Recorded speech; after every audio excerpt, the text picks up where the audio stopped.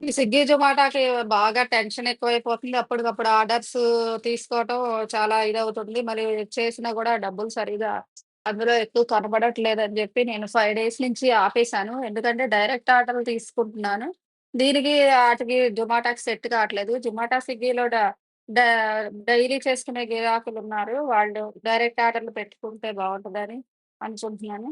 ఈరోజు చేసిన ఆర్డర్స్‌లో అయితే టమాటా పప్పు, క్యారెట్, ఎండు కొబ్బరేసి ఫ్రై, బూడిద గుమ్మడికాయ హల్వా, తర్వాత దొండకాయ పికిల్, కాలీఫ్లవర్ పికిలు, వెజ్ పచ్చళ్ళనమాట ఇవి.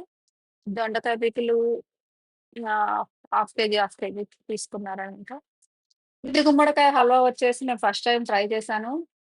అది టేస్ట్ ఎలా ఉంటదో గూడా తెలీదు నాకు. అంటే నేను తినలేదు ఇంతవరకు. తినలేదు, చేయలేదు ఫస్ట్ టైము. నాకు టేస్ట్ బానే అనిపిచ్చింది. చలవ బాగా.